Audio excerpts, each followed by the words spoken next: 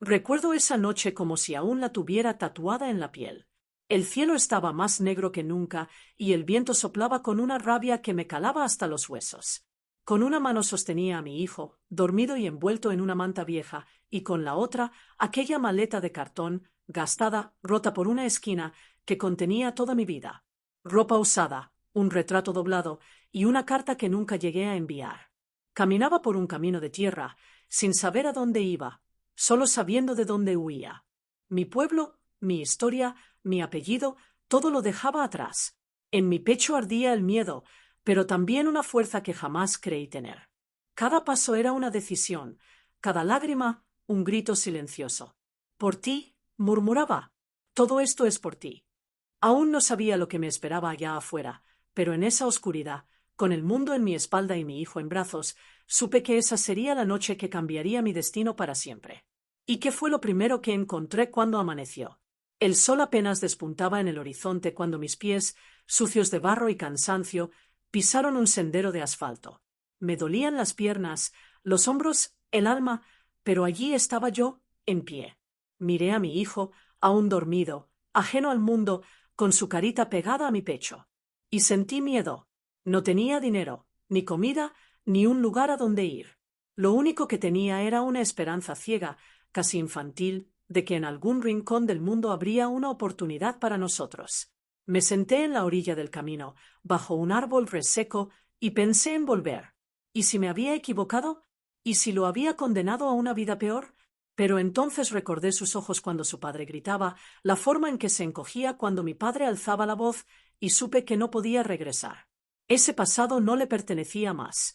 Con el estómago vacío y la garganta reseca, decidí avanzar. Caminé hasta que encontré una pequeña estación de tren.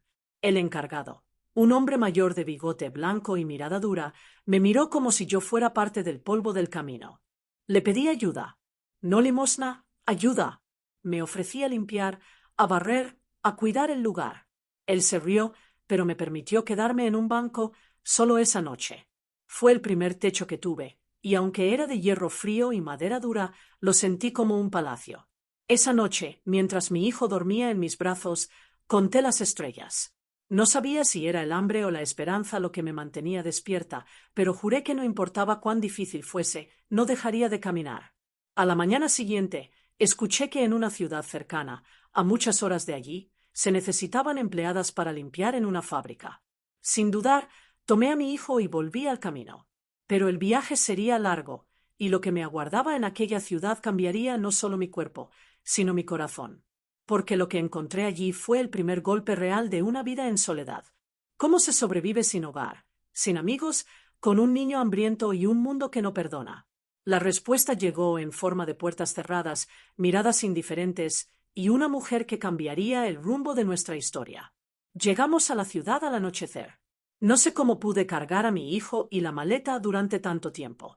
Mi cuerpo era solo hueso, pero mi alma ardía con el fuego de una promesa.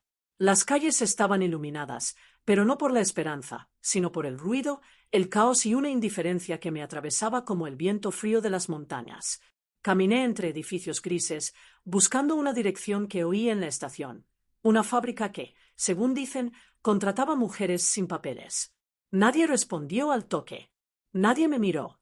Era como si mi presencia fuera invisible o peor, irritante. Y entonces, cuando me senté a llorar enfrente de una tienda cerrada, ella apareció. La mujer de pañuelo rojo. Su rostro estaba arrugado pero firme. Su mirada era dura, como si hubiera visto demasiado. Se paró frente a mí sin decir una palabra. Miró a mi hijo, miró mis manos sucias, mis ojos hinchados. Y con voz firme preguntó: ¿Hambre? Asentí.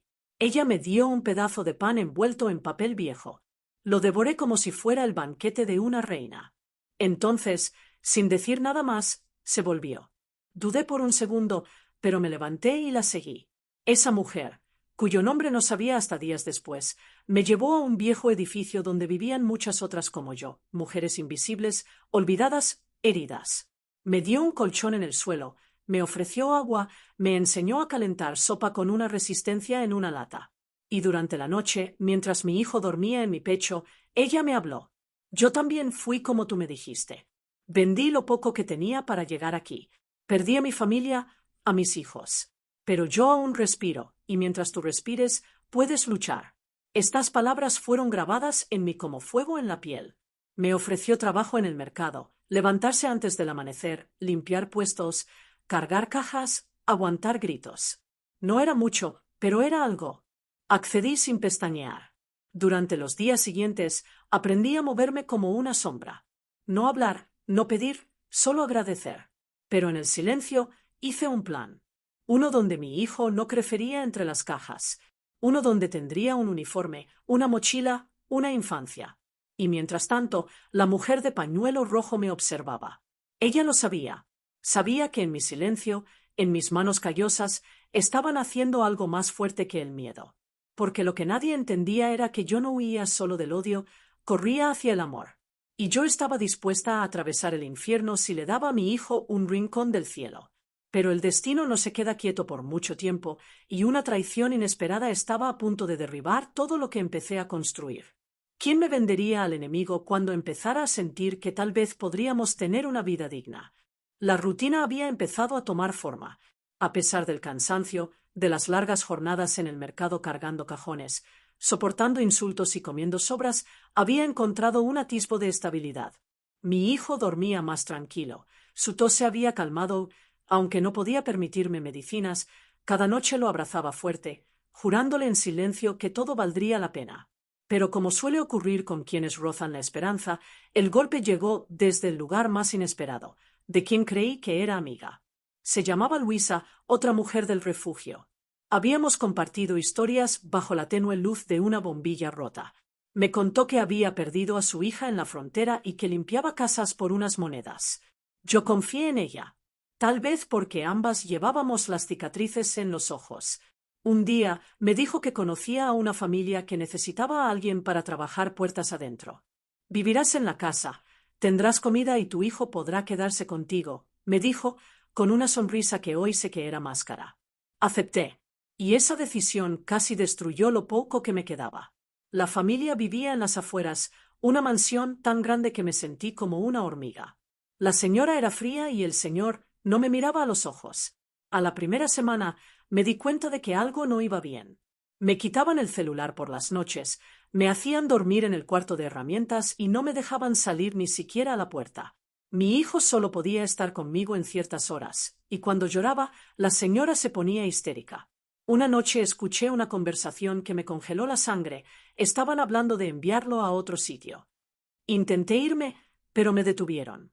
Me dijeron que había firmado un contrato al aceptar el trabajo, que debía dinero por el alojamiento, por la comida, por los gastos extras. En pocas palabras, me habían vendido. No legalmente, no con cadenas, pero con amenazas, encierro y miedo. Estaba atrapada. Los días se volvieron una prisión silenciosa. Trabajaba sin descanso, cada noche lloraba en silencio, temiendo que me quitaran a mi hijo. Luisa, la traidora, nunca más apareció. Había cobrado por llevarme allí. Me sentí sucia, ingenua, idiota. Y sin embargo, no me rendí. Empecé a memorizar rutas de escape, a observar los horarios, a ganarme la confianza de la cocinera, una mujer mayor que apenas hablaba, pero que al ver mis ojos, esos ojos que gritan aunque la boca esté cerrada, entendió que algo iba mal. Fue ella quien me pasó una nota escrita a mano. Mañana, cuando saquen la basura, sal corriendo. Esa noche no dormí. Abrazada a mi hijo, recé como no lo hacía desde niña. No sabía si lograría salir viva, pero prefería morir intentando que ver a mi hijo crecer en cautiverio. Y así llegó el amanecer. El camión de basura rugía en la entrada. La puerta trasera estaba entreabierta. El corazón me golpeaba las costillas como un tambor salvaje. Tomé a mi hijo, cubrí su rostro con mi bufanda y conté hasta 3. Corrimos. Las piernas me ardían, el pecho me explotaba, sentía los gritos detrás de mí, pero no paré. Ni cuando tropecé, ni cuando escuché una sirena a lo lejos, ni cuando mi hijo gritó mi nombre entre sollozos. Solo seguí, porque en esa carrera no huía solo de una casa, huía de una vida de cadenas invisibles. Pero lo que no sabía era que esa fuga sería apenas el inicio de otra batalla. Porque ser libre, sin papeles, sin dinero, sin aliados, también es una forma cruel de prisión. ¿Dónde iría ahora, con un hijo en brazos y el miedo pegado a la piel? La libertad, cuando llega sin previo aviso, puede ser tan pesada como las cadenas que la preceden. Me había escapado de esa casa con mi hijo en brazos, corriendo por calles que no conocía, con el corazón en llamas y los pies descalzos, todavía oliendo el olor del jabón industrial en las manos. Al principio solo había alivio, estábamos fuera, estábamos vivos. Pero poco después vino el silencio. Y con él la pregunta que no dejaba de resonar. ¿Y ahora? No teníamos a dónde ir. La ciudad parecía hostil, ruidosa, llena de ojos que juzgaban y no ofrecían ayuda. Dormimos en lo que pude encontrar, una parada de autobús desierta, bajo papeleras húmedas y el ruido constante de los coches que pasan. Mi hijo temblaba de frío, y todo lo que pude hacer fue sostenerlo muy fuerte, como si mi calor pudiera apagar el trauma de aquella fuga. En esa madrugada aprendí que la libertad no es una meta, es el comienzo de un nuevo y doloroso maratón. Intenté buscar ayuda en albergues, pero casi todos estaban llenos o exigían documentos que yo no tenía. Algunos exigían que me separara de mi hijo para conseguir un puesto, y eso era impensable. Ya habíamos perdido tanto, no podía perderlo tampoco. Recuerdo a una trabajadora social que me miró a los ojos y dijo con frialdad: «Si usted no puede cuidar de él, tal vez el gobierno pueda». Esas palabras fueron como un cuchillo girando lentamente en mi estómago. ¿Qué sabían ellos del dolor de una madre? ¿Qué sabían de la fuerza que es seguir sin nada? Fueron semanas así, mendigando comida, enfrentando miradas de desprecio, tratando de mantener algo de dignidad cuando el mundo parecía hecho de espinas. A veces podía lavar baños por unas monedas. Otras, hacía pequeños favores a cambio de un plato de sopa. Y en medio de todo esto, mi hijo, siempre a mi lado. Nunca se quejaba. Sus ojos ya no tenían el brillo de antes, pero había allí una llama, tal vez mi herencia, que insistía en no apagar. Hubo una noche en la que pensé en renunciar. Llovía, y estábamos escondidos bajo el toldo de una tienda cerrada. Estaba empapada, cansada, hambrienta. Mi hijo dormía en mi regazo, temblando, y mi mente gritaba: «Eso no es vida. Él no se lo merece». Tal vez sería mejor dejarlo en un convento donde al menos tendría refugio, comida, una manta seca. Esa idea me desgarró por dentro. No sabía qué era peor, mantenerlo conmigo en el sufrimiento o entregarlo a un futuro incierto, pero más seguro. Esa misma noche, algo cambió. Una señora pasó por nosotros. Sus ojos se detuvieron en mí. Retrocedió unos pasos. Se quitó el abrigo que llevaba y lo puso sobre mi hijo sin decir nada. Después, me miró fijamente y dijo: «Tú no deberías estar aquí. Eres demasiado fuerte para terminar así». Esas simples palabras, casi susurradas, me hicieron llorar como no había llorado en años. Porque, por primera vez en mucho tiempo, alguien no me vio como una indigente, una fugitiva o un error. Alguien me vio como una mujer, una madre, luchando. A la mañana siguiente decidí que tenía que intentarlo de nuevo. Que no importaba cuántas puertas me cerraran, cuántos no escuchara. Si hubiera podido escapar del infierno, podría haber construido un pedazo de cielo. Incluso con mis propias manos. Incluso de la nada. Pero para eso tenía que tomar una decisión difícil, una que cambiaría nuestras vidas para siempre. Y fue allí, en esa fría y gris esquina, que empecé a trazar el plan más valiente de mi vida. Cuando uno toca fondo, cualquier impulso puede parecer una locura, pero a veces son estas locuras las que abren las puertas de lo imposible. La mañana siguiente a aquella fría noche, con el abrigo de la señora aún protegiendo a mi hijo, me desperté con una certeza ardiente en mi pecho. Ya no podía depender más de la suerte o de la piedad ajena. Era hora de hacer algo. Cualquier cosa, siempre que fuera con mis manos y por mi dignidad. Yo recordaba algo que mi madre decía: antes de que todo se derrumbara, si tienes tus manos limpias y tu espalda fuerte, puedes reconstruir tu mundo. Empecé, entonces, a buscar trabajo de verdad. No favores, no limosnas. Trabajo honesto, diario, aunque duro. Fui a ferias, restaurantes, panaderías. Escuché muchos «no necesitamos nadie», pero en una pequeña cafetería a las afueras de la estación de metro, una señora me miró a los ojos y dijo: «¿Sabes limpiar mesas?». Era la oportunidad que tanto buscaba. No era fácil. Entraba antes del amanecer. Salía ya de noche, con las piernas doloridas y los dedos arrugados por el agua y el jabón. Pero yo estaba feliz. Cada plato lavado, cada mesa limpia, era como un ladrillo en el camino que yo misma estaba construyendo. Yo llevaba a mi hijo conmigo, y la dueña del lugar, doña Eugenia, dejó que se quedara en el fondo, con un papel y lápiz para dibujar, siempre y cuando no hiciera lío. Le encantaba dibujar. Y allí, en ese pequeño y apretado espacio detrás de la cocina, empecé a ver algo que no había visto en mucho tiempo: esperanza. Con mi primer pago, le compré un par de sandalias, nuevas, no de segunda mano. Ver tus ojos brillar con eso fue como recibir un premio de 1000 monedas. Luego compré un cepillo de dientes nuevo, una muda de ropa para mí, y finalmente pude alquilar una pequeña habitación en una humilde pensión. Era solo un espacio con una cama y un ventilador viejo, pero para nosotros era un palacio. Cada centavo era contado. No quedaba nada, pero no faltaba dignidad. Por primera vez, yo no estaba huyendo. Yo estaba construyendo. Y aunque la vida seguía siendo difícil, porque no se convirtió en un cuento de hadas, empecé a sentir que, tal vez, todo eso estaba valiendo la pena. Pero había algo que aún dolía profundamente. Algo que evitaba hablar, incluso conmigo misma: el miedo. El miedo de que él volviera a encontrarnos, de que averiguara dónde estábamos e intentara llevarnos de vuelta. Sabía que legalmente todavía tenía poder sobre mí, y ese pensamiento era como una sombra constante sobre nuestra pequeña luz. Fue entonces que empecé a hacer un nuevo plan, uno que garantizaría nuestra seguridad definitiva. Y para eso tendría que enfrentarme al pasado de frente, sin escondites. Tendría que ser más fuerte que él, más fuerte que el miedo. Pero, ¿cómo enfrentar a alguien que me ha destruido por dentro durante años? ¿Cómo enfrentar al propio padre de mi hijo y decir, nunca más? Ese era el desafío que me esperaba, y sabía que el momento se acercaba. Por más que intentara mirar hacia adelante, el pasado insistía en seguirme como una sombra silenciosa. A cada paso ganado, a cada pequeño avance con mi hijo, había un pensamiento que latía en mi mente como un tambor de guerra a punto de romper el silencio. Puede aparecer. Todavía sabe dónde buscar.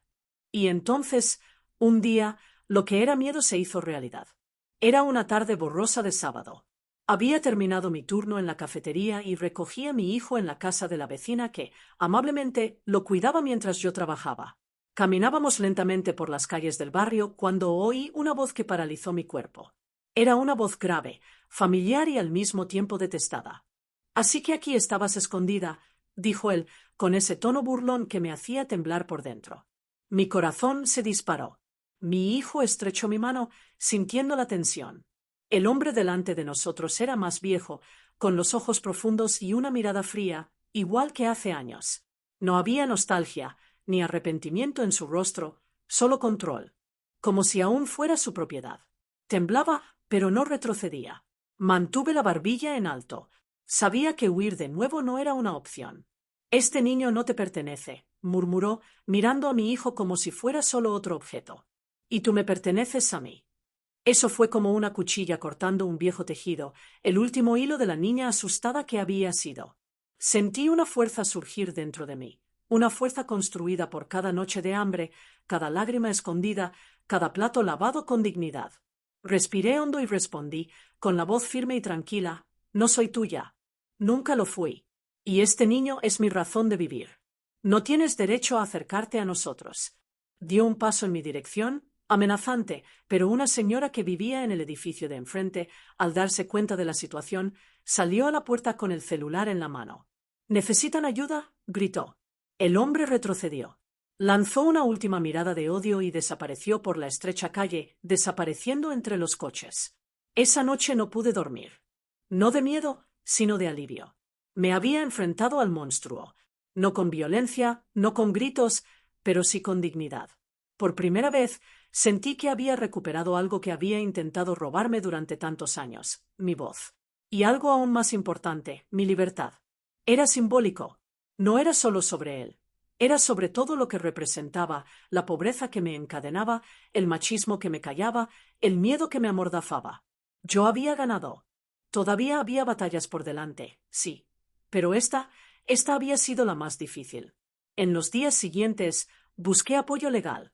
Con la ayuda de dona Eugenia y una asistente social, pude iniciar un proceso para garantizar protección y registrar legalmente mi independencia. El sistema era lento, pero ya no estaba sola. Ahora tenía una red. Y por primera vez vi a mi hijo dormir tranquilo. Con una pequeña sonrisa en su rostro, soñaba con castillos de papel, cohetes de lápices de colores y una madre que, aunque asustada, nunca dejó de luchar por él. Y eso era mi verdadera victoria. Pero la historia no termina ahí. Lo que vino después no fue fácil, pero fue transformador. Porque sobrevivir era solo el principio. Lo más difícil sería empezar de nuevo con dignidad y probar, para mí misma y para el mundo, que incluso saliendo de la nada, una mujer puede ser todo. Después de enfrentar mi pasado cara a cara, sabía que no podía simplemente sobrevivir. Tenía que empezar a vivir. Fue como si me hubieran quitado una enorme piedra de los hombros. Por primera vez, respiré libremente. Pero también entendí que la libertad no es un destino, es una elección diaria. Y reconstruirme no sería fácil. Tenía que empezar de nuevo a partir de los escombros emocionales, financieros y físicos que la vida me dejó. Lo primero fue encontrar un lugar más seguro. La señora Eugenia, la vecina que me ayudó cuando ese hombre me amenazó, me presentó a una organización que apoyaba mujeres en situación de vulnerabilidad. Allí no solo me ofrecieron ayuda legal y psicológica, sino algo que yo no sabía que necesitaba: escucha, comprensión y fraternidad. Otras mujeres con historias iguales o más duras que la mía me recibieron con los brazos abiertos. En sus miradas vi mi reflejo. En sus palabras descubrí la fuerza. Durante las sesiones con la psicóloga, finalmente pude hablar sobre todo lo que había guardado por años. Lloré como un niño, grité como si nunca me hubieran permitido y, sobre todo, empecé a perdonarme. Sí, a mí, porque a pesar de no ser culpable por lo que viví, llevaba la culpa durante años. Me sentí sucia, rota, inútil, pero estas eran heridas que alguien había dejado en mí. Ahora era el momento de curarlas. Mi hijo era mi mayor motor. Cada día me levantaba pensando en él, en darle algo mejor, aunque fuera una merienda más completa o una sonrisa más larga. Empecé a vender empanadas en la mañana antes del trabajo, y con el tiempo pude ahorrar para comprar una bicicleta de segunda mano. Con ella entregaba pedidos en las tardes libres. Poco a poco, el dinero ya no era tan escaso. Aprendí a manejar mis gastos, a ahorrar y, lo más importante, soñar. Un día, mientras ayudaba a limpiar una oficina como parte de un trabajo temporal, una señora vio mi forma de organizar los documentos. Me preguntó si tenía estudios. Le dije que apenas terminé la escuela primaria, pero siempre me gustaron las letras. Ella me ofreció un trabajo como auxiliar en su pequeña empresa. «Eres muy inteligente. Solo necesitas una oportunidad», dijo. Y estas palabras, tan simples, me hicieron llorar. No por tristeza, sino por esperanza. Volví a estudiar por la noche. Era difícil, claro. A veces dormía sobre los libros, con mi hijo dibujando a mi lado. Pero me miraba con orgullo.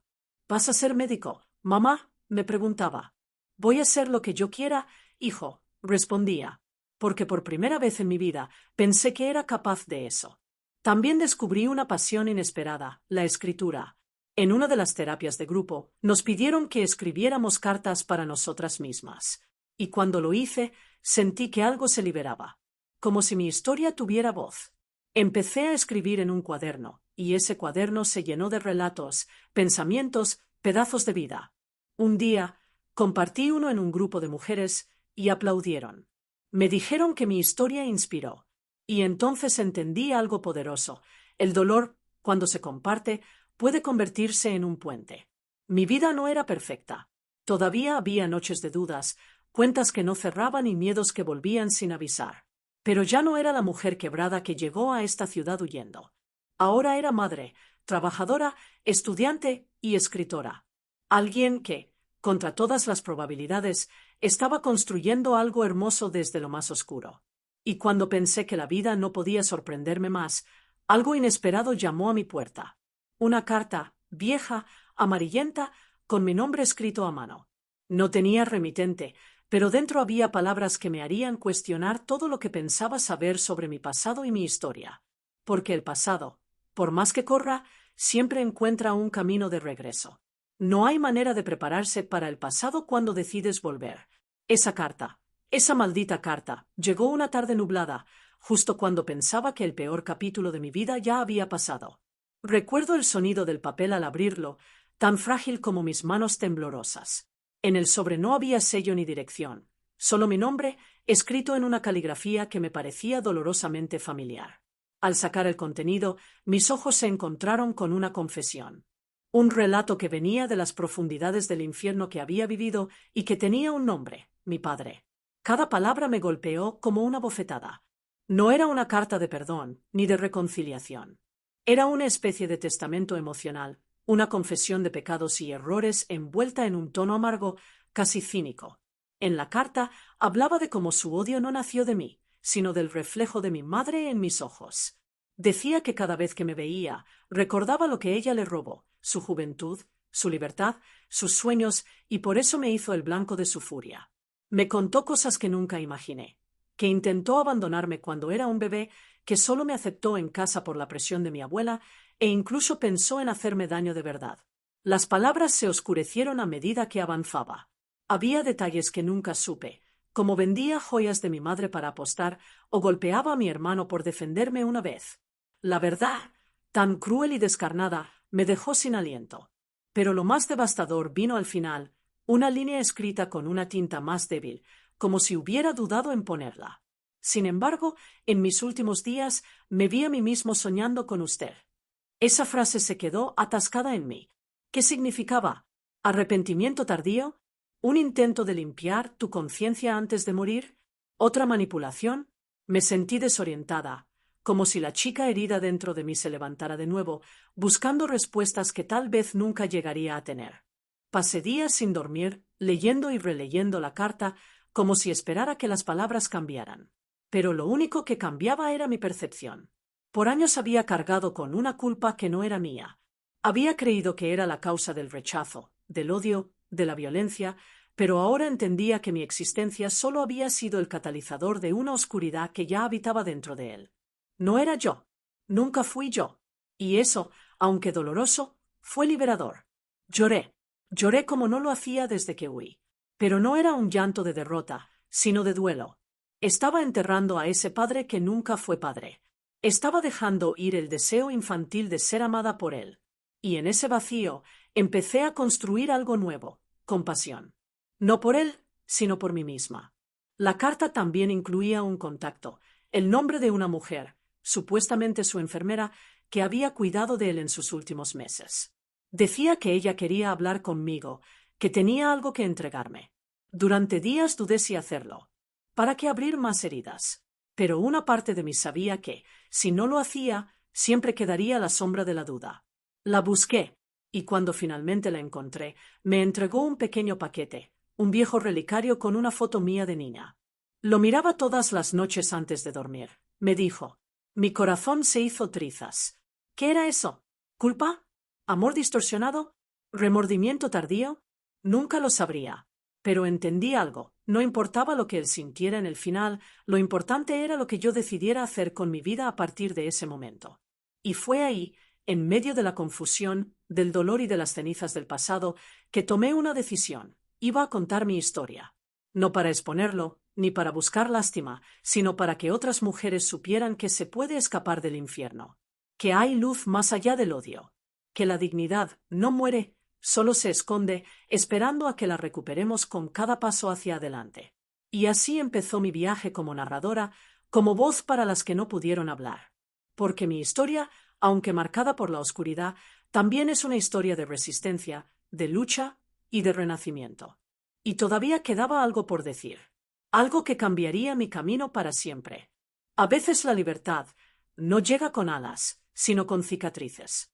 Y la mía fue una libertad comprada con renuncias, con miedos y con lágrimas, sí, pero que me dio la oportunidad de mirar a mi hijo y decir, vas a tener una vida diferente a la mía. Porque al final, todo lo que hice, todas las decisiones difíciles, todos los caminos que recorrí, sola, con hambre, con frío, con vergüenza, fueron por él, para que nunca tuviera que huir de su hogar, para que él supiera que el amor de una madre es más fuerte que cualquier corriente de odio, pobreza o abandono. Cuando miro hacia atrás ahora, con el pelo ya plateado y las manos marcadas por el tiempo, me doy cuenta de que no soy una víctima. Soy un sobreviviente. Y más que eso, soy testigo vivo de que, Incluso cuando el mundo da la espalda, incluso cuando la propia sangre se convierte en veneno, aún así es posible escribir una nueva historia. Aún así es posible comenzar de nuevo. El dolor ha sido mi compañero durante muchos años, pero fue ella quien me enseñó a valorar los pequeños momentos de paz, las sonrisas sinceras, los abrazos cálidos, los cafés sencillos junto a quien realmente importa. Hoy, mi hijo ya es un hombre. No sabe todo lo que he pasado, todavía, pero sabe que el amor siempre ha estado ahí, que nunca lo dejé por falta de afecto, sino por exceso de coraje. Un día, cuando esté listo, le contaré cada detalle. Y cuando lo escuche, quiero que vea en mí no solo una mujer que huyó, sino una mujer que se resistió, que cayó y se levantó, que lo perdió todo y aún así construyó un mundo donde pudiera crecer sin miedo. Y tú, que estás escuchando mi historia ahora, tal vez estés pasando por algo similar. Tal vez creciste sintiendo que no era suficiente, que el amor era condicionado, que el hogar era un lugar de guerra, no de refugio. Quiero que sepas una cosa, te mereces la paz. Te mereces ser libre. Y si nadie te dijo esto antes, déjame decirte ahora, de corazón, no es tu culpa. Nunca lo fue. Y tienes el derecho, el deber, de buscar una vida mejor. Conté mi historia no por vanidad, sino porque creo en el poder de compartir. Porque tal vez, en algún rincón del mundo, una mujer escucha estas palabras y encuentra fuerzas para dar el primer paso. Para romper el silencio. Para salvarse a sí misma. Yo fui esa mujer un día. Y ahora, si mi voz puede ser la vela encendida en la oscuridad de alguien, entonces todo valió la pena. Ahora, si esa historia tocó tu corazón de alguna manera, si te hizo reflexionar, si te recordó a alguien, te lo pido, con cariño, deja un like en este video. Suscríbete al canal para seguir siguiendo historias que necesitan ser escuchadas. Y comparte, porque nunca se sabe quién puede estar necesitando este mensaje en este momento. Nos vemos en el próximo video, con otra historia que merece ser contada.